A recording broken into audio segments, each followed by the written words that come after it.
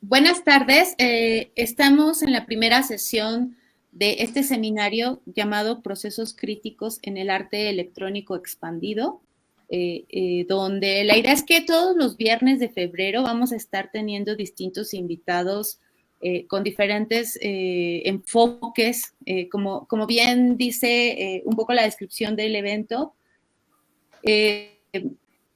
Se llama Procesos Críticos en el Arte Electrónico Expandido por dos razones. O sea, la primera es que justamente queremos ir un poco más allá de la parte técnica, sino también aproximarnos desde la crítica. Y es el arte electrónico expandido porque, bueno, como no sé si ustedes ya lo saben, pero el Centro Multimedia cumple 30 años en el 2024. Entonces, ¿qué entendemos por arte digital o por arte electrónico a lo largo de 30 años?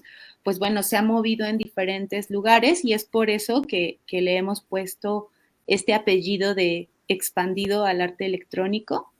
Y pues quienes están siguiendo la transmisión en línea, tanto para las personas que se inscribieron al seminario como para las que no, pueden dejar sus comentarios en los comentarios de Facebook y yo se los estaré leyendo aquí a los invitados.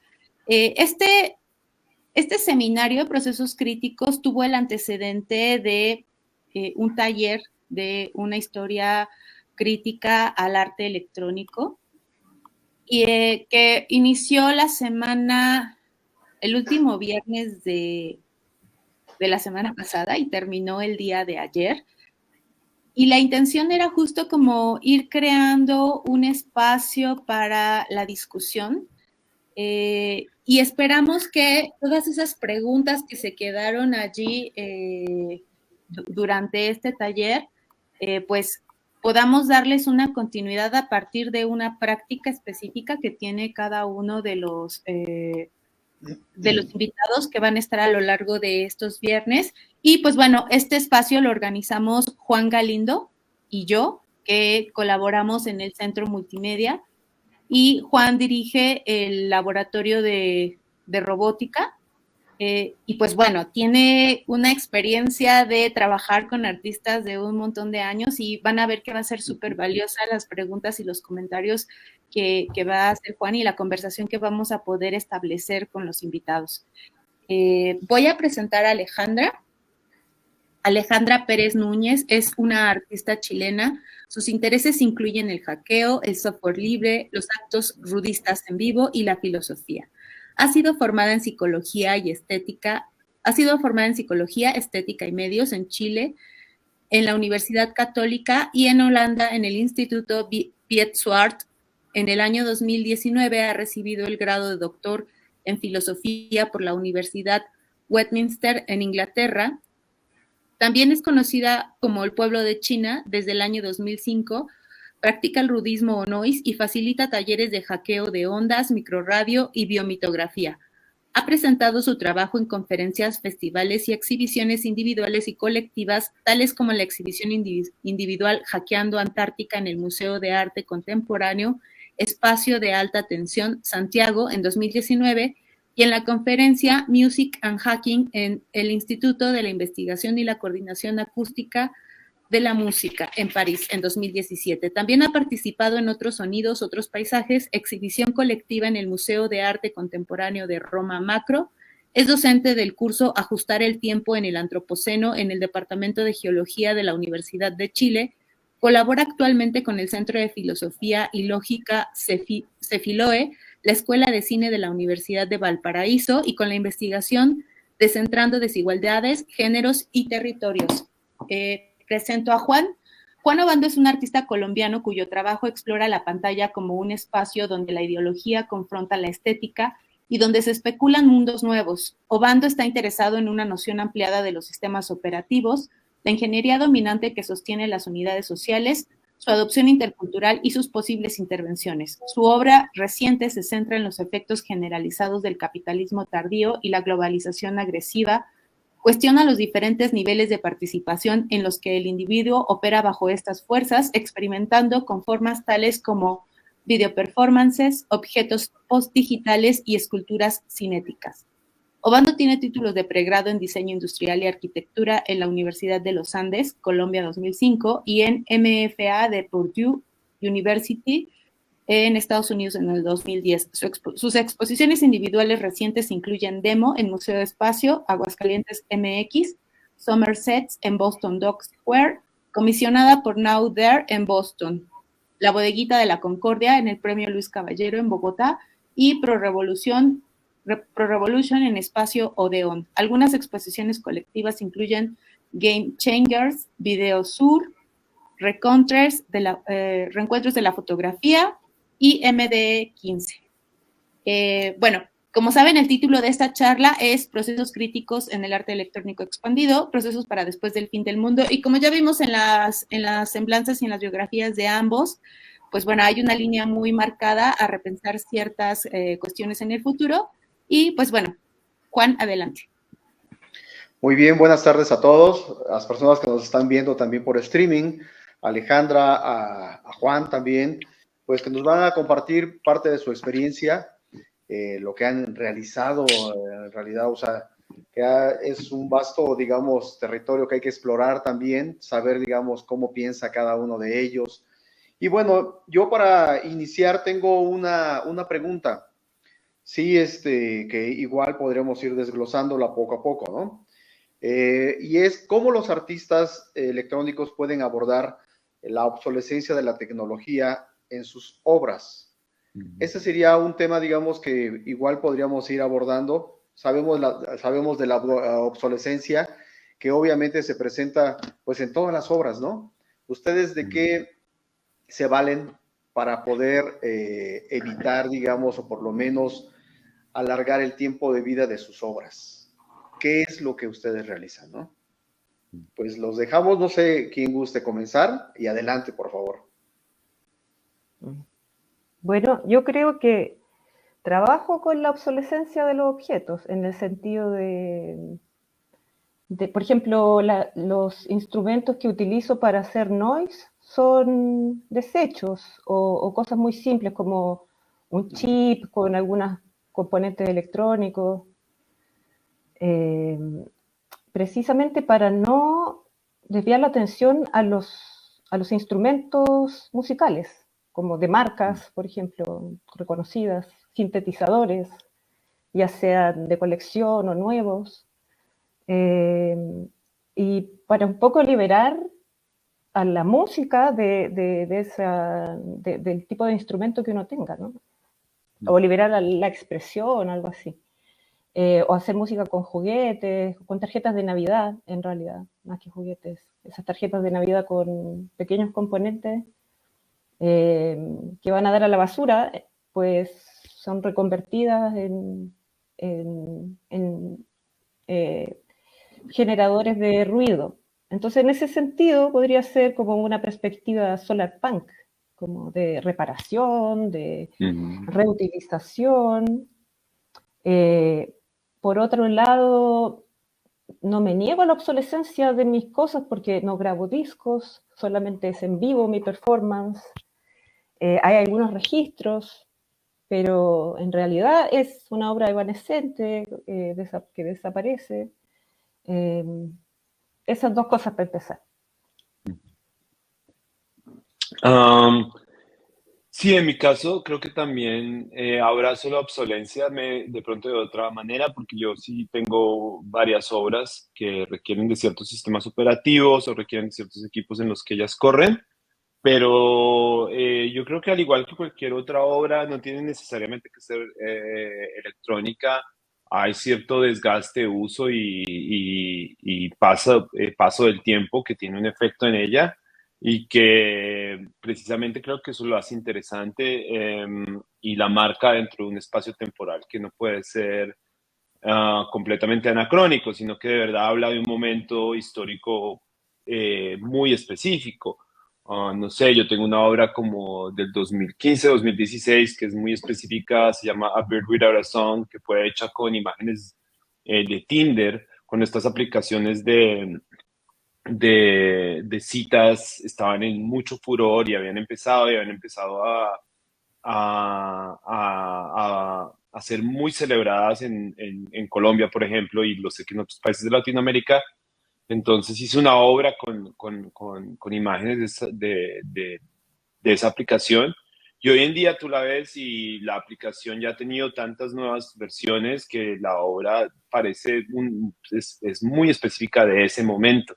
Y el tipo de fotografía que la gente usaban, porque lo que yo hago es coger fotografías de Tinder y reanimarlas. Y hasta el tipo de fotografía y la calidad la calidad de las fotografías, de las cámaras, es completamente muy de ese momento, que es increíble porque en realidad no fue hace mucho, pero de alguna manera creo que las obras mismas hablan de ese aceleracionismo y de casi ese como afán desenfrenado por la innovación y entonces se quedan como en ese momento histórico. De ahí a que allá las cosas más prácticas y menos filosóficas, por supuesto, muchas de estas obras vienen como con un manual de instrucciones para su mantenimiento, pero el mantenimiento es simplemente práctico, ¿no? Es para que puedan seguir su vida en colecciones o en exposiciones, pero históricamente me gusta que la obra hable de un momento y que no sea completamente como, que no esté flotando como en un éter histórico ahí, sino que habla precisamente de ciertos momentos que tienen que ver, sí, con la tecnología, pero también tienen que ver con la historia del arte en general. Muy bien, pues sabemos que la obsolescencia se presenta pues en todos los medios prácticamente, ¿no? Nosotros mismos nos vamos haciendo obsoletos. En ese caso, por ejemplo, nos decía Alejandra también, ¿no? Que ella utiliza pequeñas tarjetas musicales que, pues, para generar ruido, ¿no? Las interviene y comienza a generar, pues, algunos efectos sonoros por ahí. En este caso, tú has utilizado otros elementos aparte de las tarjetas, seguramente, por ejemplo, los sintetizadores u otros elementos como teclados para poder generar sonidos. En este caso, pues te estás valiendo de ese reciclaje prácticamente para obtener nueva vida, o sea, estás venciendo esa obsolescencia que tienen Sí, es los elementos. claro, una resistencia a la obsolescencia, sí. Así es. Y platícanos un poquito más, o sea, de qué otros elementos, con qué otros elementos has trabajado, Ya. que has recuperado, ¿no? De ese reciclaje. Sí, por ejemplo, bueno, a propósito de lo que habla el compañero artista de las instalaciones, yo reciclo computadores, entonces, por ejemplo, utilizo unos Mac PowerBook del año 2000 con Linux, GNU Linux, ahí les doy vida de nuevo. O, bueno, otras máquinas, Pentium, más antiguos, PC, torres.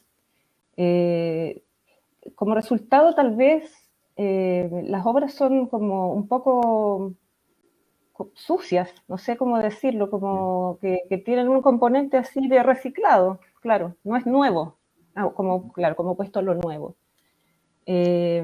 Y ¿qué otras cosas? Bueno, no es tan reciclaje, pero son elementos básicos. Utilizo un circuito integrado que se llama Schmidt Trigger, muy común, y a partir de eso también hago generadores de ruido. Ahí no estoy hablando, ella es tecnología nueva, en realidad son más chips que se producen. Entonces, es que, claro, hay una resistencia en mi trabajo, a que las cosas mueran. Y por otro lado, hay una superproducción. Entonces, claro, una superproducción de circuitos integrados. No sé bien qué quiero decir, la verdad, pero lo veo como diferente. Como por una parte me resisto y por otra parte soy parte de ese sobrecaudal de componentes. Sí, inevitablemente, pues no solamente se queda uno con la parte del reciclaje, para dar cierta calidad de vida, digamos, a esos nuevos elementos o aparatos que uno construye, pues te vales también de tecnología que hay en ese momento, ¿no? Como dicen los chips, por ejemplo, Schmidt Trigger, por ejemplo, que podrías utilizar para generar osciladores o algo parecido, ¿no? Entonces te vales de esos elementos. tus obras realmente, digamos, ¿qué tiempo de vida tú le estimas a cada una de ellas? O sea, o no te importa, digamos, ese tiempo que se pueda estar presentando, digamos, pues no sé, por periodos de años o meses o semanas. ¿Cómo lo estimas tú? Pues la obra instalativa yo diría que son longevas, bastante longevas, o sea, pueden durar, bueno, no la he probado años, pero sí meses, y no requieren de tanto mantenimiento porque el sistema GNU Linux es un sistema robusto, y a menos que la máquina se actualice automáticamente y fallen algunas cosas, pero además los sistemas que hago son relativamente simples, entonces yo creo que no, que son sistemas que pueden durar. Sí, muy bien. Y sí, sí, y las otras cosas, claro, son más delicadas porque no me gusta trabajar con los circuitos dentro de las cajas, me gustan al aire.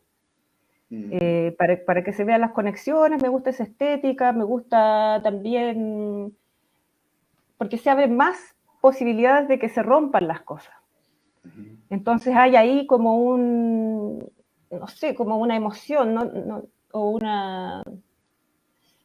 como una orientación a la catástrofe, digamos, que se pueden romper en cualquier momento. Voy a presentar con estas cosas al aire y capaz que no suenen. Pero eso es parte del momento performativo. ¿Ya? Entonces, por eso yo me muevo entre obra instalativa y obra performativa. Y la performativa es más, es menos, es más instantánea y se puede quebrar más fácil. Sí. Pues bastante interesante esa parte, porque pues, o sea, tienes como el plan A y el plan B, y si funcionan los dos, maravilla, ¿no? O sea, para lo que es la presentación. Muchas veces, o sea, obviamente también la electrónica y todo lo hemos vivido, pues tiende a tener ciertos puntos por ahí medulares, ¿no? Si por alguna razón un pequeño cable se desconectó, tendríamos ya sin funcionar prácticamente toda la pieza. Entonces no podemos quedarnos con eso, sino más bien, o sea, tú atacas con el performance y pues le das vida, digamos, a esa parte que quedó pues prácticamente sin funcionamiento. Me parece bastante interesante. Voy a darle un pequeño giro. Quiero preguntarle también a Juan acerca de lo que él, por ejemplo, que se dedica mucho a lo que es la imagen y que utiliza cámaras de diferentes tipos. No sé desde qué año estás utilizando cámaras, Juan, o sea, qué modelos prácticamente para tomar tus fotografías y darle cierto sentido, ¿no? Digamos, a esas imágenes que se pueden tomar con determinados tipos de cámaras. ¿Nos puedes platicar algo? Pues Juan, la verdad, yo desde hace unos casi 15 años no tengo ni uso una cámara. Yo estoy mucho más interesado en las imágenes que ya están como predigeridas. Y entonces la mayoría, si no todo el material de imagen con el que yo trabajo es totalmente apropiado de otros sistemas o generado por otros sistemas que no necesariamente tienen un origen en el lente o en la fotografía tradicional. Entonces, a ver, como para dar un recuento muy específico, podría empezar con esa obra que fueron simplemente como capturas de imagen de aplicaciones móviles que luego animé mediante el uso de software. Luego me pasé a trabajar, hice una obra en colaboración o pues trabajé de cerca para generar una obra mía con un hacker colombiano que hackea juegos de videojuegos y es una obra que es muy cercana a la historia mexicana porque es una obra que está basada en la historia del ZLN con el Inter de Milán, con el equipo de fútbol Inter de Milán que tienen una relación muy estrecha, pues el Inter de Milán patrocinaba al ZLN y es una historia muy que no se sabe mucho, pero lo que yo hice fue coger un videojuego muy famoso que se llama Pro Evolution Soccer, PES, que es como el videojuego más allá del FIFA, es el que más se usa alrededor del mundo para jugar fútbol en plataformas y logré, junto con un hacker colombiano, introducir al equipo del ZLN dentro de la plataforma para poder jugar contra el Inter de Milán en la plataforma del videojuego. Y mi última obra, que es una obra que estuvo también, que fue expuesta en México el año pasado, y estoy saltando entre muchas, o sea, podría hablar mucho más, pero como para dar unos ejemplos del tipo de tecnologías de generación de imágenes con los que yo trabajo, mi última obra, lo que hice fue que adquirí imágenes de stock, que son estas imágenes de bancos de imágenes que tienen ya imágenes prediseñadas, que fotógrafos profesionales hacen como todo el trabajo para generar una fotografía casi que genérica para que marcas y documentalistas las puedan usar. Me di cuenta que había una gran sobresaturación de imágenes de stock en video y también obviamente estáticas, pero me impresionó mucho que existieran en video, que eran imágenes de protestas más que todo raciales, pero de todo tipo, pero todas con causas centradas en los Estados Unidos. Y lo interesante de estas imágenes es que cuando tú te ibas a ver bien la imagen o chequeabas quién era el que había subido la imagen a este banco de imágenes, son producidas fuera de los Estados Unidos. Entonces son imágenes con un alto grado de realismo, aún así se ven muy cinemáticas porque obviamente están configuradas para hacer imágenes comerciales, pero lastimosamente son imágenes que también empiezan a entrar en nuestro subconsciente porque las utilizan en documentales, en clips de noticias, y son imágenes que en realidad son, entre comillas, falsas. Y bueno, ya nos podemos ir a una conversación gigante acerca de que es una imagen real o una imagen verdadera, pero no, eso no era mi intención. Era simplemente utilizar estas imágenes que son obviamente comerciales. Y entonces yo adquirí los videos, como tú sabes, uno puede comprar esos videos de bancos de imagen para cualquier uso, adquirí los videos y con una programación en Python y con otros diferentes programas de generación artificial, logré manipular las bocas y añadirle voces a estos personajes de las imágenes de stock, ya que de pronto todos sabemos acá los videos de stock vienen silentes, vienen sin un audio. Son videos que son hechos como para poner como de relleno en noticias o en documentales, cosas así. Son videos muy cortos, de máximo 10, 20 segundos. Entonces lo que hice fue crear una pieza de videoarte de 10 minutos en las que estos videos básicamente, los personajes en los videos hablan precisamente de su condición como imágenes de stock.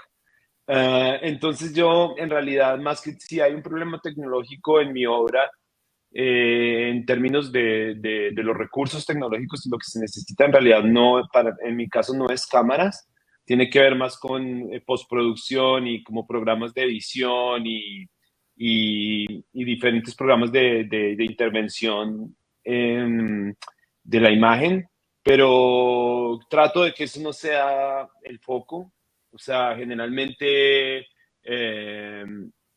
no soy una persona que le guste acumular tecnología, ni cámaras, ni lentes, soy desorganizado, tengo un solo computador en mi estudio y lo que sí trato es de, siempre que tengo un problema tecnológico, recurrir a gente que es muy, muy buena solucionándome problemas y buscar su ayuda. Entonces en mi obra hay una parte como de aprendizaje, en la que cada proyecto me lleva a buscar una nueva solución de la cual yo no tengo ni idea, pero que estoy completamente ansioso de aprender. Entonces, en este proyecto del que te cuento, el último, yo no tenía ni idea. Yo sabía que era posible coger una imagen de video y poner al personaje que está en la imagen, ponerlo a hablar, básicamente animarlo a través de la línea de tiempo, pero no tenía ni idea cómo hacerlo y encontré un chico que es muy, muy bueno en eso. Le dije más o menos qué era lo que necesitaba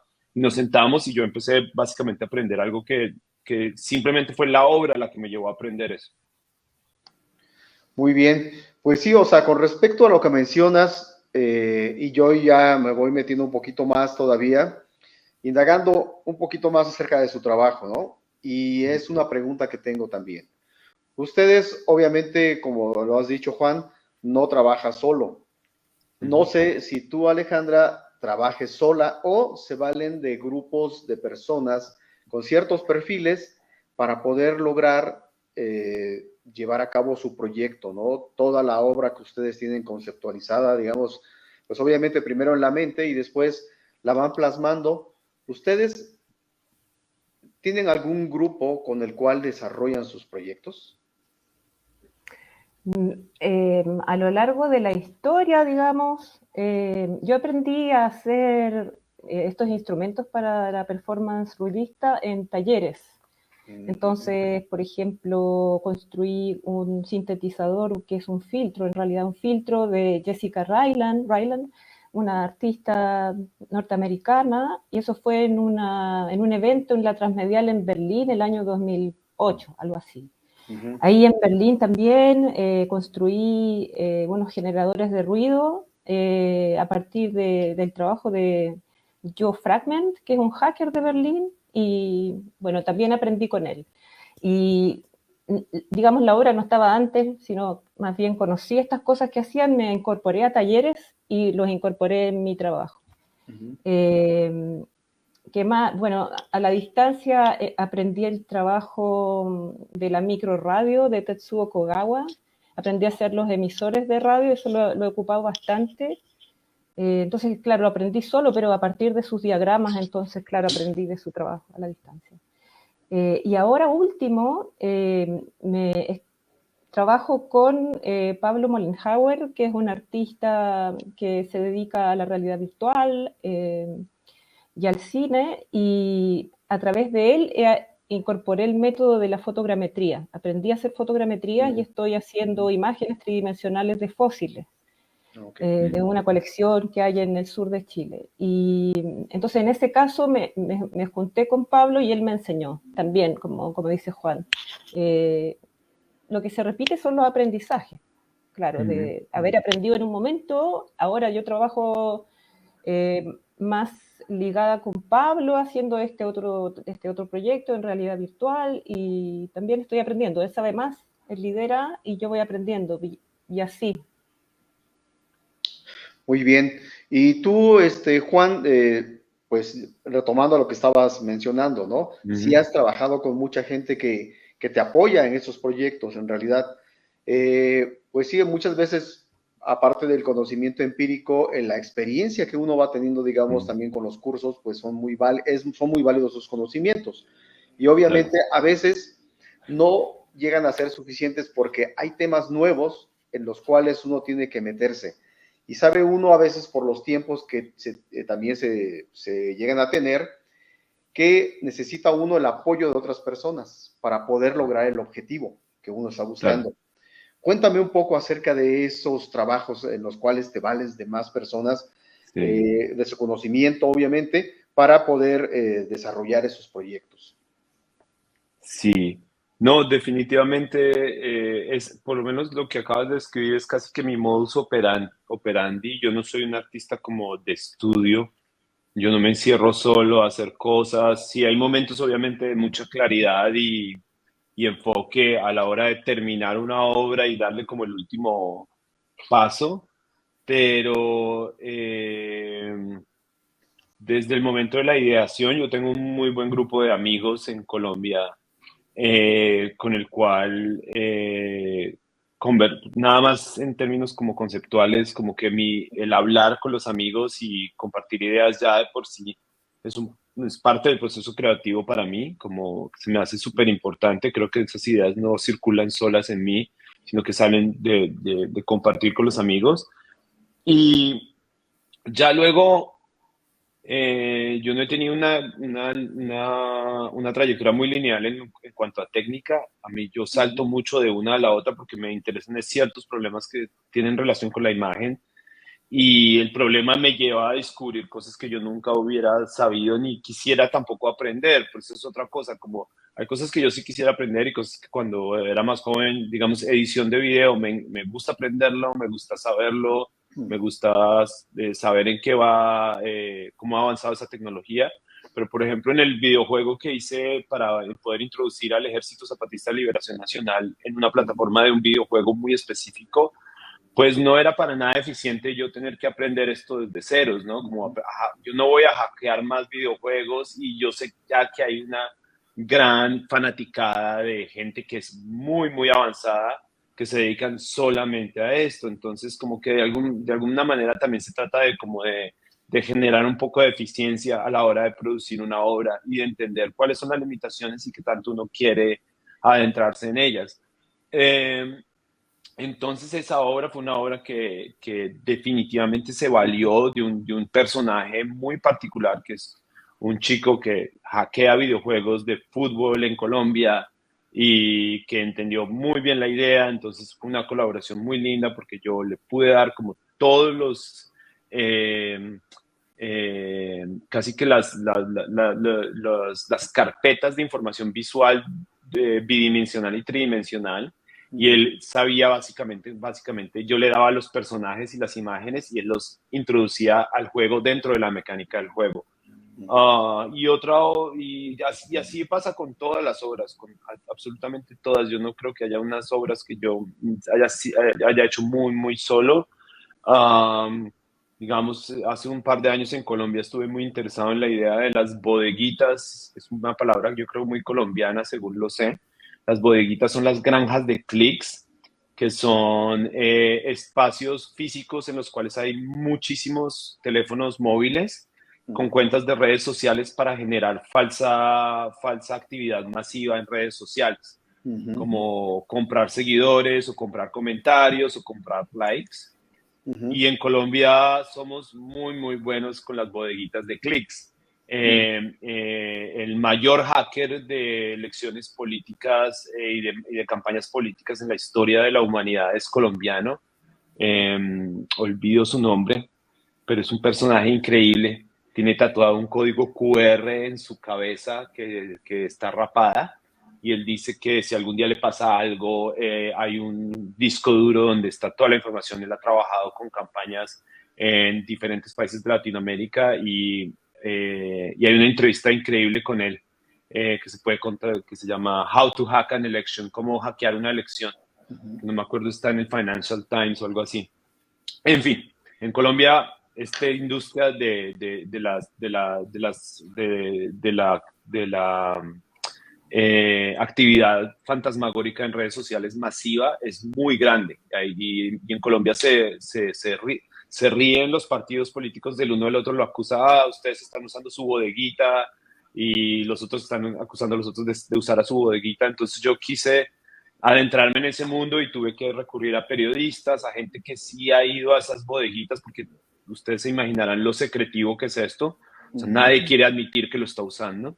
Pero visualmente es increíblemente llamativo porque son paredes y paredes llenas de teléfonos celulares. Cada uno tiene unas 5 o 10 cuentas de Instagram falsas. Ya hay muchos que las pueden automatizar. Entonces pueden subir, no sé, 1000 fotos en 10 segundos y todas taguearlas con el mismo hashtag. Y eso puede ayudar a una empresa, puede ayudar a un político, puede ayudar a una celebridad. Pero la mayoría de nosotros que no tenemos millones de pesos o dólares para pagar estos servicios no tenemos ni idea cómo funcionan. Pero entonces a través de periodistas y mi curiosidad artística yo logré llegar y ver las bodeguitas colombianas, aprender cómo funcionaban y yo quería hacer una instalación en la que se viera muy visiblemente y de una manera muy cruda cómo funciona una bodeguita de redes sociales, que fue mi intervención en el Premio Luis Caballero, que es el Premio Nacional de Artes en Colombia. Lo que hice fue montar una bodeguita de redes sociales dentro de una galería de arte. Y eso definitivamente era completamente fuera de mi aprendizaje o de mi conocimiento. Y conté con muchísima ayuda, o sea, desde los periodistas que me llevaron a contactar a la gente de las bodeguitas, los mismos trabajadores de las bodeguitas que anónimamente me contaban cómo funcionaban. Y luego tuve que contratar a un par de ellos para que me ayudaran a crear todo el sistema, porque yo quería poner una bodeguita que funcionara a los ojos del público artístico. Entonces, definitivamente sin la ayuda exterior de otra gente yo no tendría las obras que tengo, pero pues obviamente de alguna manera, pues en mi caso yo trabajo como un director, yo dirijo el proyecto. y soy muy específico acerca de lo que necesito de otra gente. Bastante bien. Bueno, bastante interesante, ¿no? De esta parte de tu trabajo. Pues el hecho de trabajar con varias personas, pues nos abre el panorama, ¿no? También, digamos, para poder realizar diferentes tipos de trabajo. En este caso también hablaba Alejandra acerca de que había contactado también con hackers, por ejemplo, ¿no? O con otros artistas con los cuales trabaja directamente para poder desarrollar algunas obras. Platícanos un poquito más acerca de eso, Alejandra, por favor. Del trabajo con las otras personas, sí. A ver, hubo un tiempo en que yo viví entre Holanda, cuando estaba haciendo el máster, Holanda, Bélgica, Francia, y ahí había una concentración bien interesante de hackers. Cerca de un festival que se llamaba The Next 5 Minutes, pero luego muchos otros como... espera, estoy pensando. El festival con audífonos, el de Placard, por ejemplo, pero luego otros festivales de software libre. En la escuela donde yo estudié el máster nos enseñaron GNU Linux y había gente que venía a hacer residencias como Alexei Shulgin, él es un artista ruso, Brian Holmes estuvo ahí, Simon Yule, el Bureau of Inverse Technology, ellas también son hackers. Entonces, ahí conocí yo, bueno, también conocí a Nick Collins en Bélgica, participé de uno de sus talleres de hardware hacking. Claro, el hackeo más de tecnología no tan vinculado a la política, pero no tan así, porque en realidad, por ejemplo, Brian Holmes sí que está, y el Bureau of Inverse Technology también, tenían una militancia más activista, digamos, de los medios libres o también o de otras causas ecologistas. Luego volví a vivir a Valparaíso durante 7 años y ahí nos organizamos en grupos de hacking, como por ejemplo para hacer fiestas de instalación de Linux, cosas sencillas, digamos, más comunitarias, más como para compartir el espíritu de la tecnología libre, de la necesidad de que el conocimiento sea abierto, de la posibilidad de despertar el interés de la gente en conocer cómo son las cosas, cómo funcionan, eventualmente de animar a la gente joven a estudiar programación. Digamos que mi carrera sí es como artista, pero también tengo una línea como docente. Me interesa enseñar, reflexionar sobre qué significa aprender, habilitar espacios tranquilos, amorosos, cariñosos para poder aprender, porque eso digamos que no es algo que está resuelto, no creo, en todo el mundo. Hay muchas maneras distintas de aprender, entonces el espacio del hackeo pienso yo que es una forma de también abrir a esos otros horizontes, no solamente el de los circuitos artísticos, yo creo que entro y salgo del circuito artístico, por cierto. Y ¿qué otras personas? Martin Hack, por ejemplo, él es un hacker suizo que vive en Barcelona, él también aprendió un montón. De Pedro Soler, que ahora vive en Ecuador y por un tiempo fue el director de Hangar en Barcelona. Y también fue un momento súper interesante de participar en las conferencias de Pure Data, por ejemplo, del software. No sé, creo que mi trabajo y el de mucha gente está cruzado por el de gente como Miller Packett, el creador de Pure Data y de Max MSP. Recientemente le dieron un premio en Venecia por su contribución a las artes. Entonces, bueno, no sé, menciono eso porque pienso que la práctica, si bien muchas veces trabajo sola, a veces con alguien más, pero está cruzada por una colectividad que viene de los software que utilizo, de los sistemas operativos. Sí. Estaba pensando en una pregunta a partir de todo lo que han estado compartiendo y un poco a propósito de que el Centro Multimedia esté a punto de cumplir 30 años. y es a lo largo de su práctica artística, ¿cuáles serían estos cambios que han visto ustedes? O sea, es decir, como en su propia concepción de artistas, como en esto que está señalando Alejandra sobre cómo se configuraban los equipos de trabajo hace un tiempo, cuál era la relación que tenían con sus equipos, es decir, como creo que también uno de estos problemas que es como que en algún momento se le paga a alguien para que desarrolle una parte, pero al menos en algunas de las conversaciones que hemos tenido Juan y yo, cómo se va desplazando pagarle a alguien porque haga a lo mejor algún ajuste, una parte de la pieza, el código, etcétera, a que a lo mejor ahora esa línea se va cambiando hacia la colaboración, ¿no? Y también cómo a lo mejor allí está también entretejido todo esto que ustedes han estado platicando a lo largo de estos minutos, que es la finalidad misma de la pieza, ¿no? O sea, es decir, que se va entretejiendo con que a lo mejor el objeto antes se pensaba que se monta en un espacio y espera que quien visite el espacio donde está montado el objeto le detone cosas, y que actualmente el hacer una pieza digital que esté en línea, por ejemplo, que tenga otros efectos, a lo mejor también está pensando que ese público de hace unos años no es el mismo público del de ahora, o que la pieza como se pensaba hace 10 años ya se piensa de una manera distinta actualmente.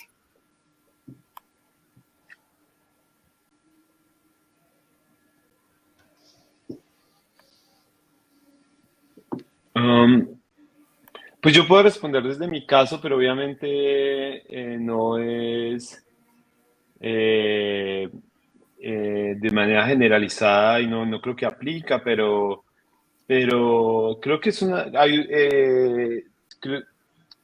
alguna, o sea, de alguna manera obviamente tienes razón, es muy del arte contemporáneo, y sobre todo desde que empieza como toda esta onda de la estética relacional, empezar a encontrar mucho más trabajo, ya sea en comunidad, en colaboración, en colectivo, de lo que se hacía, de lo que se encontraba antes en la modernidad, ¿no? Como el artista genio, que le llega la inspiración divina y nadie conoce su proceso, sino que simplemente salen estas como grandes ideas a flotar. En cambio, creo que nosotros somos parte de una generación en la cual había un sentimiento de hipersocialización que ya luego explotó con el Internet, y es mucho más normal y normalizado que cualquier idea pasa por un montón de filtros sociales que la hacen idea. Y esas relaciones son visibles. Um, entonces, creo que sí, yo creo que lo que tú dices es totalmente cierto. Históricamente estamos en un momento en el que colectivos, agrupaciones, asociaciones, colaboraciones son casi que el pan de cada día del arte contemporáneo, y cada vez más. En mi caso, sí, por razones muy específicas, eh, es más importante para mí poder contar con gente diferente, con capacidades diferentes para cada proyecto. Entonces, por eso nunca lo he decidido llamar una colaboración. En realidad, el único proyecto colaborado es uno que actualmente está en Transmedial en Berlín con el artista mexicano Joshua Ocon, que sí fue una conversación completamente paralela entre dos artistas con ideas muy similares acerca de un problema muy similar, en el cual sí hay una conversación muy horizontal, y en el cual las dos personas están trayendo 50% a la mesa, y eso es increíble, pero aún así es algo que fue bastante único en mi carrera. Para mí siempre ha sido acerca de, de unas relaciones que son muy bonitas, pero que en realidad son muy específicas por proyecto, entonces que no me interesa alargarlas más allá de lo que pueden hacer por la obra. Digamos, con la gente que conocí que hacen las bodeguitas, las bodeguitas de redes sociales en Colombia. Fue muy bonita la relación porque estuve investigando ese proyecto como un año y ya fue muy interesante ver a los chicos que trabajaban en mi proyecto y que me ayudaron en el proyecto y que eran también parte, que habían trabajado antes en ese tipo de estructuras. Fue una relación muy amigable, muy chévere, como decimos en Colombia, fue genial. Pero ya después de eso, ya el proyecto finaliza para mí. Entonces, es difícil para mí encontrar decir que fue una colaboración, aunque la parte que ellos pusieron, que por mínima que fuera, era muy crítica, porque tenía que ver mucho con su experiencia. Pero por otro lado, había otra gran parte que tiene que ver absolutamente con mi experiencia y con mi conocimiento, que es cómo poner estas obras y cómo configurarlas para que sean asequibles a un público dentro del contexto artístico. Entonces, en ese sentido, mi práctica no se ha ido al punto de hablar de colaboraciones, sino que yo sigo creyendo que es parte muy básica de lo que es operar hoy en día en el mundo tan conectado que tenemos. No sé, o sea, es que hasta la idea más mínima está influenciada por todo lo que vemos en nuestras pantallas, las conversaciones que tenemos, los medios que consumimos. Entonces es muy difícil decir que es una creación única o personal, cuando en realidad es influenciada por una sociedad que está Claro. traficando información a grandes velocidades. Sí, sí, estoy de acuerdo con eso último. En mi caso, tampoco he tenido tantas colaboraciones así como tales. Sí, por ejemplo, con el SIC, Spectral Investigations Collective, que fue algo muy circunstancial. Yo creo que eso fue como el año 2007. Hicimos un par de performances, una en Latvia, y era gente diferente. Estaba Cosmin Oria, que performó con una bobina de Tesla, yo performaba con un Theremin, estaba la gente de World Etude, unos amigos artistas de París también, Benjamin Cadon también, bueno, Ewan Chardonnay, pero fue muy circunstancial, como digo yo no he vuelto a colaborar con ellos y fue también bien efímero porque nos juntamos a tocar. Cada uno trayendo sus instrumentos y su concepto y puestos a performar ahí, entonces también muy de corta duración. Luego me ha tocado colaborar con instituciones, eso también podía contar, ¿no? Como, Sí. en Magallanes he colaborado con el Instituto Antártico Chileno.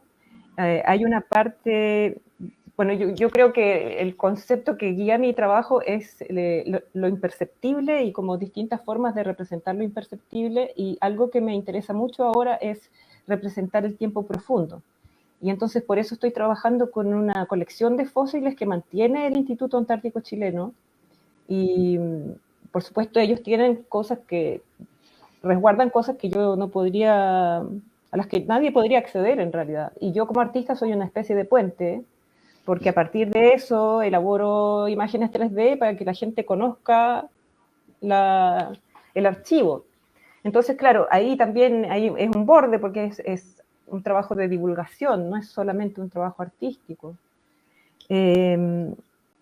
Así que yo diría que me muevo entre colaboraciones extrainstitucionales y institucionales, y creo que no sé, pienso que la colaboración es algo bastante complicado. En algún momento estaba más vinculada con gente que era muy idealista respecto a la colaboración. En este momento en Chile es muy complicado debido a las condiciones de existencia. Ya no hay muchos talleres de instalaciones de Linux o de gratuidad a la hora de construir tecnología. Son talleres pagados porque la gente no tiene otras fuentes de trabajo. Eso ha ido radicalizándose en Sudamérica, yo creo. No sé, bueno, no sé si puedo generalizar en Chile. Entonces, yo pienso que tengo la opinión de que no es como el mejor momento de la colaboración. Es más bien como trabajo por encargo o aprender juntas, pero luego seguir cada una por su lado. Sí, yo pienso que hay una crisis de la colaboración. Sí, yo creo que cada vez que trabajamos en colaboración, pues seguramente existen algunos conflictos que se llegan a presentar por desacuerdos. Muchas veces, pues es importante pues resolver incluso esos problemas, ¿no? Sin embargo, pues el colaborar con otras personas abre el panorama para la realización de muchos proyectos que son más complejos precisamente, porque estamos incluyendo ahí a personas que tienen otra disciplina, o sea, se vuelven esos proyectos ya sea interdisciplinarios, multidisciplinarios o transdisciplinarios también, ¿no? Entonces, eso ayuda a que nuestros proyectos pues crezcan. Aunque, como dice Alejandra, pues sí, hay regiones donde esa colaboración, pues en lugar de abrirse, se va cerrando, ¿no? Y llega a ser, digamos, no sé si ella lo ve así como algún tipo de problema, pues para esa región sobre todo, ¿no? Porque no da la oportunidad de crecer, digamos, a más personas o la idea que pudieras tener, digamos, para desarrollar alguna obra, pues no se ve, digamos, como, pues no sé, plasmada por la colaboración de otras personas que pudieran tener el conocimiento para poder desarrollarla también, ¿no? Muchas veces sí uno puede ser multifuncional, pero pues hay partes que de repente por ahí pues nos hacen falta. Y pues tenemos que echar mano, digamos, también del conocimiento de otras personas que nos pueden apoyar también para terminar con ese desarrollo que estemos llevando a cabo, ¿no?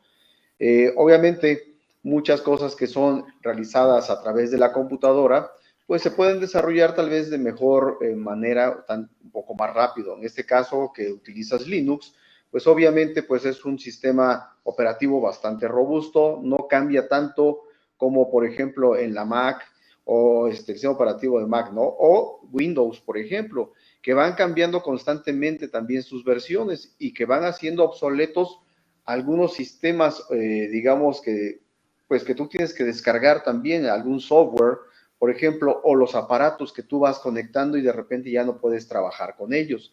Entonces tienes que mudarte o tienes que buscar personas, si quieres seguir utilizando, digamos, alguna obra que diseñaste con ese sistema, pues tienes que buscar a personas que te den ese soporte y que te ayuden a poner en marcha pues algo que estaba funcionando o simplemente buscar a alguien también que mude ese sistema al nuevo para que pueda tener nuevamente vida. Yo no sé si ustedes han encontrado también con ese tipo de inconvenientes y pues hay gente, digamos, para todos esos trabajos, ¿no? Gente que se basa también en la tecnología pues obsoleta y hay gente que está trabajando, digamos, con tecnología muy reciente. Sin embargo, ambos tienen que conectarse para poder tener, pues, sistemas, podríamos decir, como híbridos, ¿no? Tanto lo analógico como lo digital, pues, están muy relacionados. O sea, no se van a despegar, yo creo que nunca, aunque lo digital abarca un campo muy grande. Entonces, pues por ahí seguramente ustedes han encontrado, digamos, algunas piedras en el camino y han logrado vencerlas. ¿Ustedes nos pueden platicar acerca de estos pequeños problemas o grandes problemas que se pudieron haber presentado en el desarrollo de su trabajo? Juan, ¿quieres hablar tú? Sí, vale, sí, yo empiezo. Sí, claro, yo creo que podemos retomar. Hay muchos. Podemos retomar esa obra en de las granjas de clics, de las bodeguitas de clics. Sí, esa fue una obra que básicamente en muchos momentos pensé que iba a ser imposible. Em, por mil cosas, porque es parte de un premio de arte en Colombia que tiene una bolsa de trabajo limitada y para una obra de esa escala yo completamente la subvaloré. Entonces, requería simplemente de muchos recursos para ponerla a andar de la manera que yo tenía la visión de que lo hiciera. Y, pero sí, creo que se corrían muchos problemas, porque obviamente ustedes se podrán imaginar, estamos hablando de unos como 300 teléfonos celulares en en un mismo lugar. Recuerdo que la galería hablando, digamos, de las tecnologías del arte contemporáneo, la galería, el sistema eléctrico de la galería no soportaba que 300 celulares estuvieran cargándose al mismo tiempo. Yo nunca lo pensé, por ejemplo, nunca pensé, o sea, uno ve, digamos, no sé, en los aeropuertos la gente conectando celulares en todas y yo pensaba como, no, esto debe ser muy común y pues es una galería, es una de las galerías, es la galería más importante de arte estatal en Colombia, la Galería Santa Fe, y es un edificio muy, muy nuevo. Entonces nunca pensé que iba a correr con eso y resulta que no, que si conectábamos todos los celulares al mismo tiempo, se iba a fritar el sistema eléctrico del lugar. O sea, nada más para empezar con eso. Luego, estos 300 celulares, ¿a qué red se van a conectar? O sea, se van a conectar a la red del espacio, pues no daba. Entonces tocó buscar replicadores de red, crear una red independiente solo para cierto número como del teléfono del celular 1 al 100 se conectaban a esta red, hasta del 100 al 200 a la otra y del 200 al 300 se conectaban en otra. Ya luego cuando empezamos a operar la bodeguita fue muy difícil porque obviamente Instagram, de toda la pero voy a echar un poco para atrás a contarles un poco del proyecto de que se trataba rápidamente. El proyecto trataba de hacer que estos 300 celulares tuvieran aproximadamente cada uno de ellos 2 o 3 cuentas de Instagram y que durante el transcurso del premio publicaran unas fotos falsas que yo había creado como Alejandra está trabajando con fotogrametría, en los cuales yo había generado cientos de imágenes de una exposición falsa que estaba en ese mismo espacio.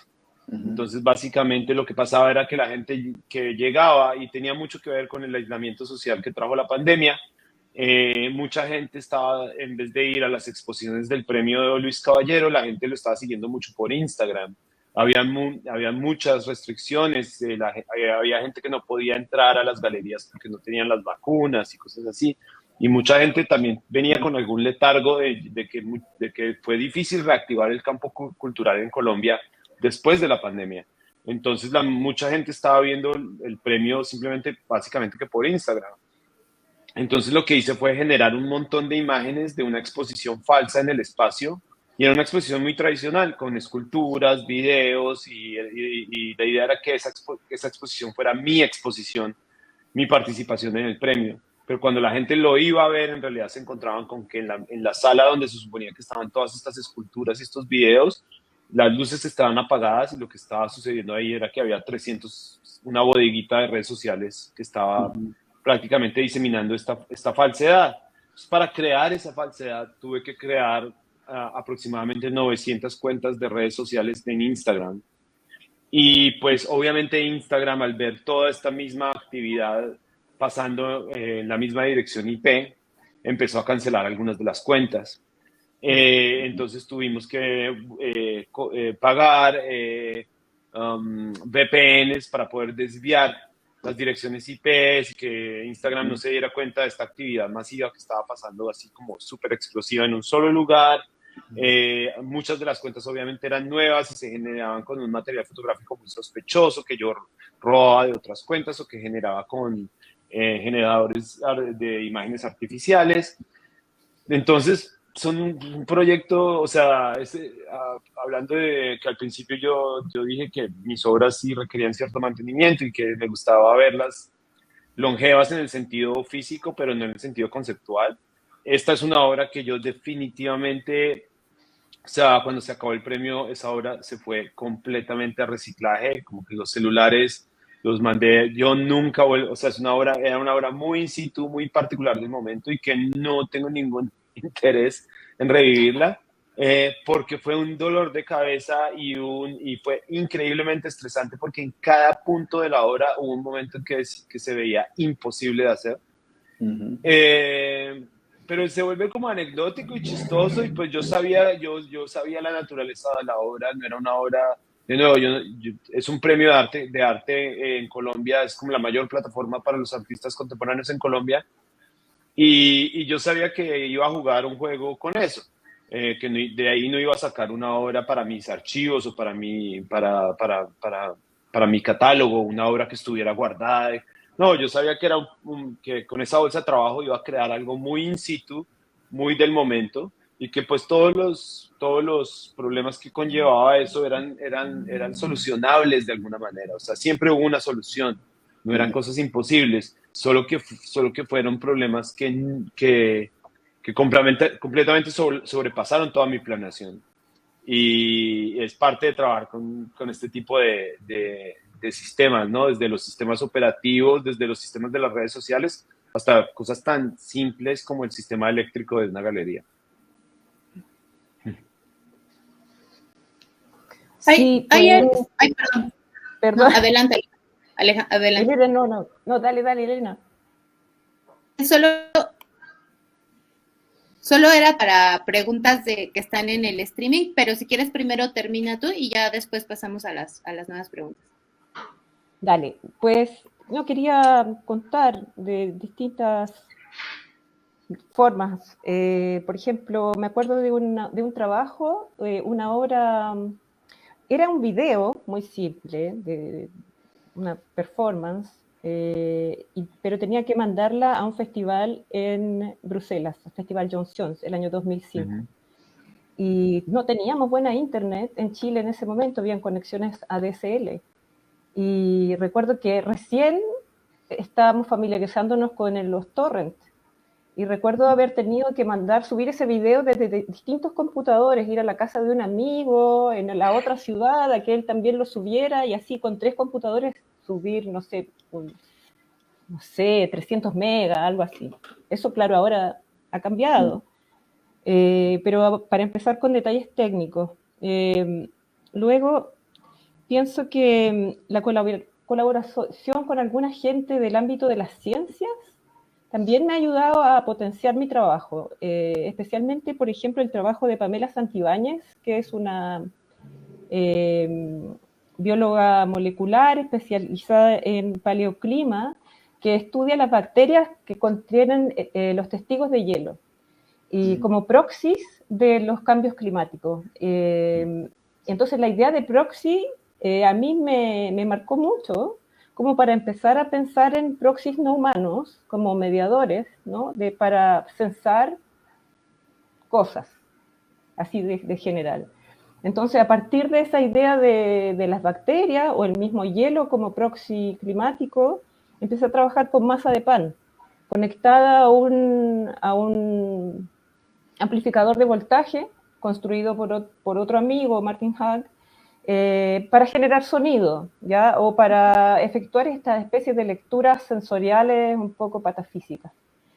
Entonces ahí vemos un tipo de colaboración con algo exterior al arte. Y lo otro que quería comentar es que hace poco dirigí un festival de nuevos medios que se llamó Sitio 23, duró 3 meses en la ciudad de Valparaíso, un mes, en septiembre hasta finales de octubre del año 2023, y ahí colaboré con alrededor de 16 artistas, además de una montajista, una productora, y claro, contar con ese nivel de expertise, por supuesto que hace que el concepto explote.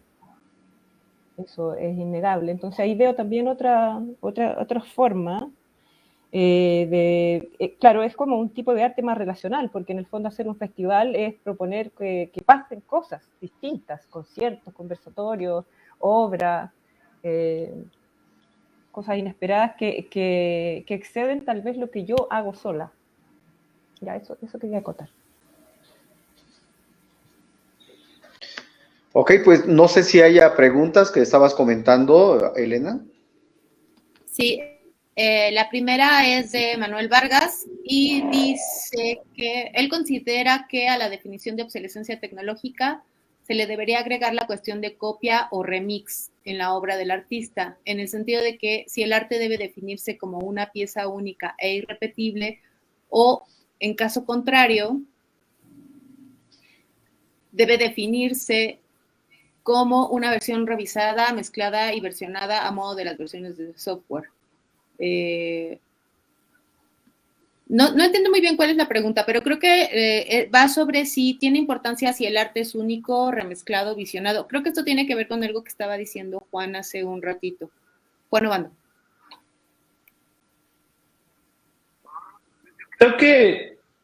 Creo me parece interesante esa como analogía a la industria musical, como de ponerle a una obra remix o mix ponerle un número o algo así. Pero vale la pena pensar que igual el arte visual de alguna manera sí es pionero en esa idea de remezcla, ¿no? O sea, de apropiación y reconfiguración de obras posteriores. O sea, cuántas versiones modernas, digamos, de La Última Cena hay, ¿no? Desde el arte como más folclórico hasta el arte contemporáneo han rehecho esa escena mil, como que hay tantos arquetipos visuales a la disponibilidad de nuestro imaginario colectivo como cultura. Cuando digo cultura me refiero como la historia de la cultura occidental, que yo creo que el arte de alguna manera siempre repite muchos arquetipos y se vale de ellos, y que hay obras que son claramente remakes de otras, y creo que depende mucho del artista que tanto quiere hacer ese linaje visible o no. Eh, Estoy tratando de pensar, pero digamos, artistas que trabajan con medios electrónicos como Cory Arcangel, casi todas sus obras tienen algo que ver con la historia del arte, y son como remakes de cosas que él ve, o también recuerdo que hay una obra de Carla Giannis que hace como, rehace el Jardín de las Delicias, lo rehace todo con emojis, y ella claramente acepta esto y es parte del título. Entonces creo que la pregunta me parece interesante, como esa idea de catalogar y renombrar las obras. Obviamente sería algo que estaría a cargo de los historiadores o de los artistas mismos decidir cómo quieren nombrar su obra. Pero por otro lado también creo que esto no es no es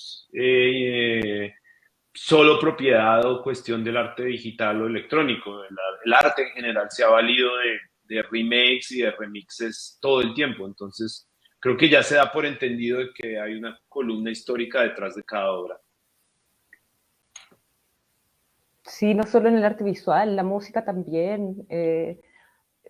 A propósito de la Navidad y escuchando Tchaikovsky, conversábamos que seguramente hay un montón de canciones rusas desconocidas dispuestas en la sinfonía de un músico muy famoso, ¿no? Y así pasa con todo, y en el tiempo de la inteligencia artificial, la verdad es que la remezcla, por supuesto que podría ser una herramienta de autonomía, yo pienso.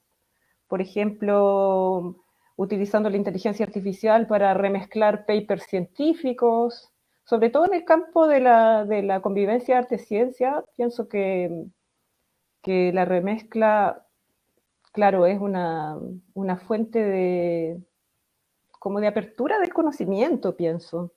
Y las obras de las personas yo creo que son como, claro, como unos tejidos de referencias que, como dice Juan, quizás uno no quiere revelar los linajes, pero están ahí siempre. Y en todas las tecnologías están como otras embebidas. Y si hablamos, no sé, pues de la filosofía de Simondon, él habla de eso. Como en un motor hay tantas otras tecnologías pretéritas hasta llegar al momento de la combustión interna. Y como artista y como docente me interesan mucho los métodos. Entonces creo que también hacer referencia al arte de otras personas abre la oportunidad de ser más consciente de los métodos. Entonces, como a mí me interesan los aprendizajes, también creo que es súper interesante revelar los linajes o repetir, hacer citas de otros artistas y copiar, porque nunca es copiado realmente, o sea, nunca es literal. Copiar como método a mí me parece muy válido. Claro.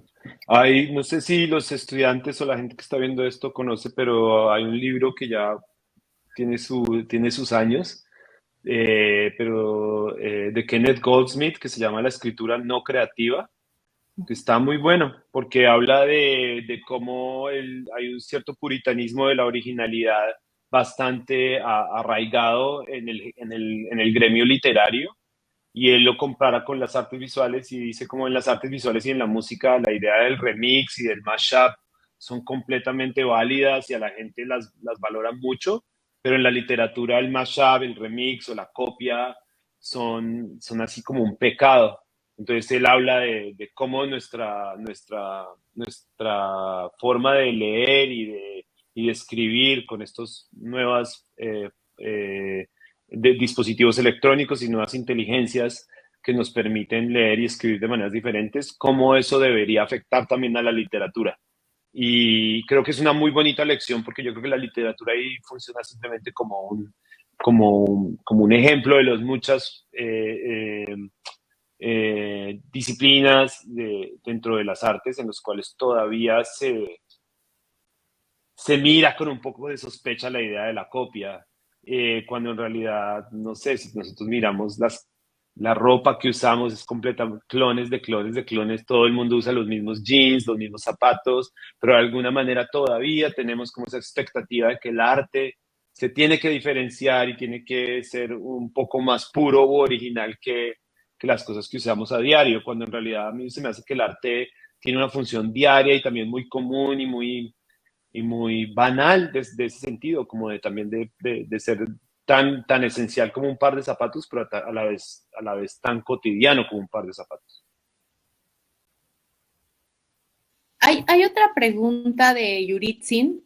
Hola, me gustaría preguntar, en su experiencia como artistas, ¿qué tanto ha cambiado el ámbito de los nuevos medios y su relación con el arte? ¿Les ha sido fácil que su trabajo sea reconocido dentro de las instituciones o eventos artísticos? En mi caso sí, ha sido difícil. Y, por ejemplo, cuando colaboro con la institución científica, es difícil llegar a un entendimiento para lograr hacer arte y no divulgación científica. Como que se imponen criterios científicos sobre los criterios artísticos. Por otro lado, sí, en el mundo de las artes visuales, claro, mi tipo de trabajo sí, tiene difícil entrada por los mantenimientos también, porque necesitas a alguien que maneje computadores, por ejemplo, que maneje Linux. Ha sido posible, pero pienso que sí, que ha sido difícil el reconocimiento. Sí.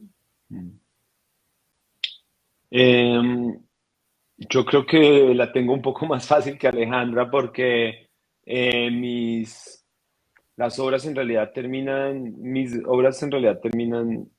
eh, siendo enmarcadas dentro de un paquete tecnológico muy común, o sea, desde un videojuego hasta una videoescultura en la cual solo se requiere una pantalla o hasta proyecciones. El paquete tecnológico más complejo para mí es en el proceso productivo y no tanto en el mantenimiento y en la exposición de la obra. Entonces, si uno lo viene a ver y si ve un poco mi portafolio y las obras que yo he hecho, en realidad son obras casi que tradicionales dentro de lo que se puede llamar, no sé, videoarte o escultura expandida. Entonces, en ese sentido, he tenido la suerte de poder, de no tener que abogar por mi trabajo como algo innovador o altamente técnico o tecnológico, sino simplemente como una secuencia lógica a la historia del arte. Entonces, y bueno, y también yo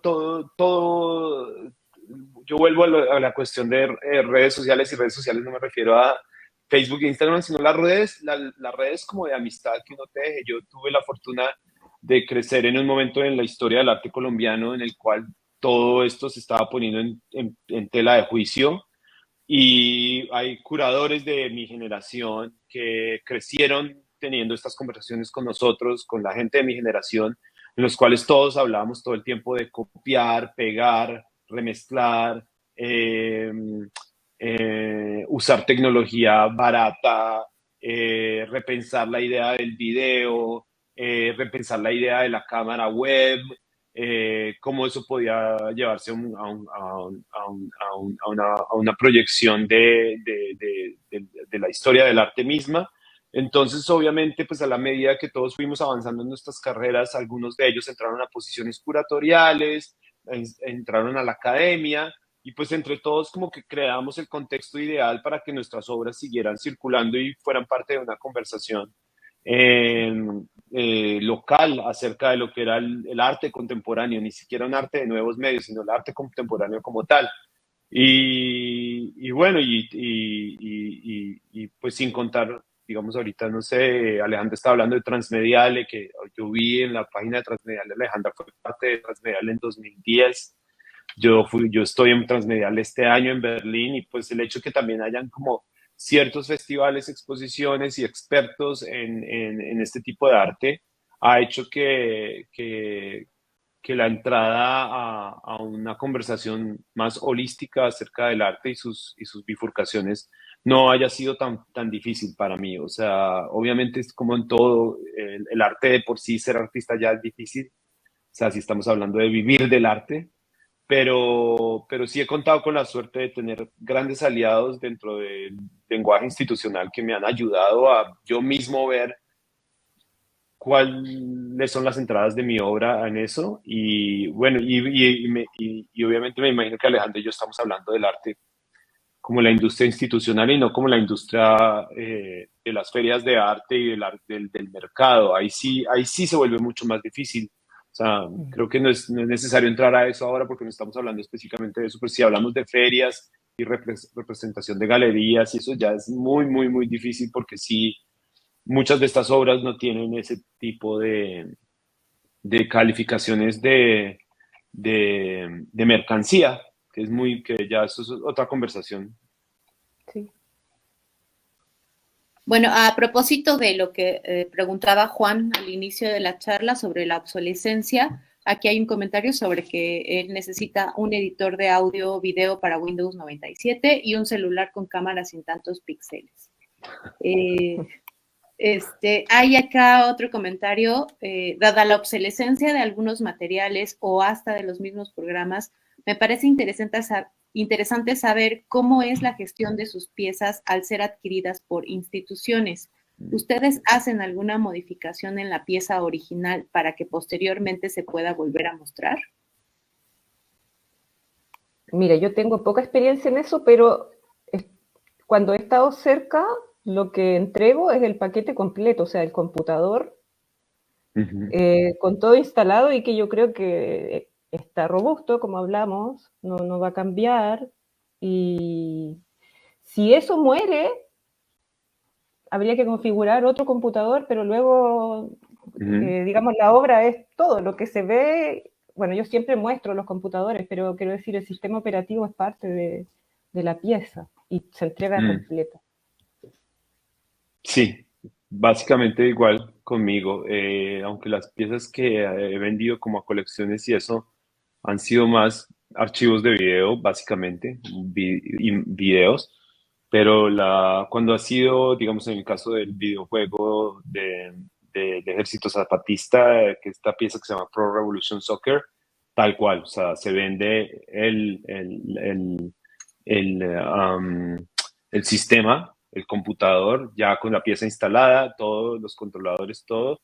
Y obviamente hay pues un manual de mantenimiento de la máquina, cómo se prende, cómo se paga, etcétera.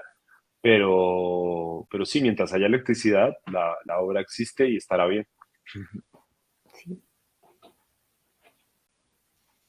Aquí hay otra pregunta. ¿Creen que en el futuro exista una interacción arte-metaverso?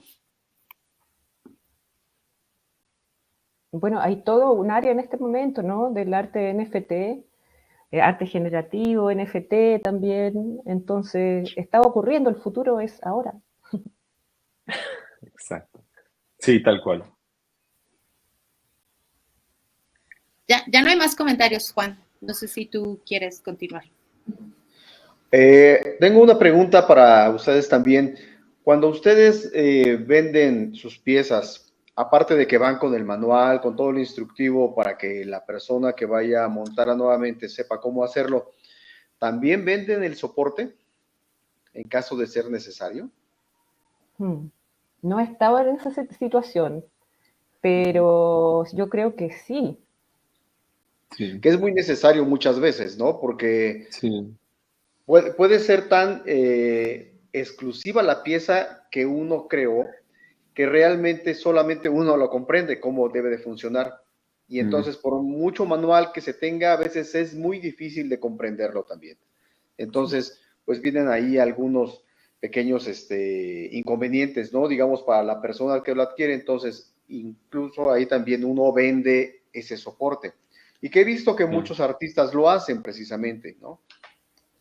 sí. Entonces, Sí, puede eso es ser parte que, del contrato para algunas de las piezas que yo he vendido en cualquier momento de que la pieza por alguna razón no corra como debe correr, pues está mi contacto, estoy dispuesto a ayudar completamente en el soporte de la pieza, pero yo creo que la idea es obviamente que la pieza funcione muy, muy bien claro. a salida de caja, ¿no? Como para evitar ese tipo de inconvenientes, ¿no? Sí, muchas veces lo que se busca es que con el simple hecho de mover el interruptor, todo funcione. Ujú. Sí. Que no tenga uno que estar configurando tantas cosas, o sea, para que Ujú, funcione el sistema, ¿no? O sea, busca uno la mayor facilidad para la persona que está ujú. adquiriendo ese producto, precisamente. Bueno, Y como Sí, lo haríamos todos los consumidores. Ajá. Sí, sí, ahora hay obras que ofrecen más dificultad, porque, por ejemplo, claro. una obra en un computador con software, claro, es así, fuera de la caja y funciona. Pero si tiene muchos circuitos distintos, ya en un formato Mm, instalativo, brinda más complejidad, porque los museos, por ejemplo, no están preparados para soldar, ujú, o sea, cosas básicas como enchufes, pero circuitos no tanto, a menos que sean centros multimedia y tengan laboratorios, eso es más complicado. Pero en el ujú, ámbito de software y computador es sencillo, diría yo. es mucho más fácil todavía manejarlo. Sí, ujú, de hecho, entre más módulos se coloquen a un sistema, se va haciendo mucho más complejo. ¿Por qué? Porque hay que comprender cada uno de los funcionamientos de esos módulos. Y aunque el sistema operativo de la propia máquina pueda dar soporte, pues muchas veces es necesario, si llega a fallar uno, saber, digamos, también cómo poder resolver ese enlace, ¿no? Entre la computadora y el módulo. Que muchas veces, por ahí, por alguna falla, lo sabemos, cuando se va la energía eléctrica, a veces queda corrompido el sistema operativo y entonces cómo darle nuevamente vida a eso, ¿no? Y eso Sí. sucede en todo, o sea, en cualquier sistema operativo se llega a dañar y entonces pues ya no funciona para nada el sistema. Hay que volver a reinstalar o a buscar la configuración adecuada para todo el sistema. Por ejemplo, yo como si fuera Linux, hay que volver a instalar todos los repositorios, por ujú, ejemplo, para toda la pieza. Si es Windows, todos los drivers también que se necesitan para cada una de las tarjetas que se fueron colocando. Lo mismo sucede para Mac. Entonces, todo ese soporte pues se tiene que entregar también, digamos, como muy limpiecito para que funcione adecuadamente, pero sabemos que la electricidad y lo que es la electrónica en realidad, a veces nos juega malas pasadas. Y si se va la energía eléctrica, pues un sistema de cómputo puede fallar, ¿no? Entonces, desde el mismo disco duro puede fallar, entonces todo lo que teníamos ahí contenido se pierde, ¿no? Entonces, son cosas como esas, ¿no? No sé si ya no hay más preguntas para continuar. Mira, me gustaría añadir algo a eso último, porque, por ejemplo, lo que he tratado de hacer en instalaciones, por ejemplo, es mantener varios formatos mediales. Tener video, tener una pieza interactiva, tener revistas, porque es posible que se vaya la luz en un museo. Pero digamos que la investigación, lo que está ahí también está evidente en una revista, en una colección de fotos.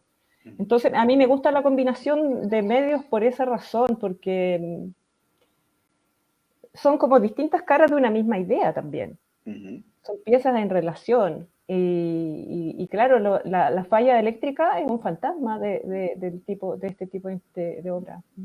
Sí. Sí, en cualquier ambiente puede llegar a fallar, o sea, sabemos que eso, ningún sistema está excepto de poder fallar, ¿no? Todo puede fallar, incluso aunque no haya electricidad, por cualquier situación, obsolescencia de cada uno de los componentes electrónicos del mismo disco duro o de la computadora puede llegar a fallar. Esa sería una parte, pues también que se tiene que considerar siempre cuando se está desarrollando, pues alguna pieza artística, ¿no?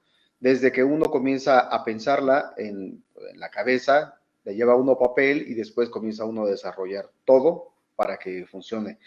Saber también el contenido que cada una de las personas colaboradoras pues está también vertiendo sobre ese proyecto, también tenerlo presente, ¿no?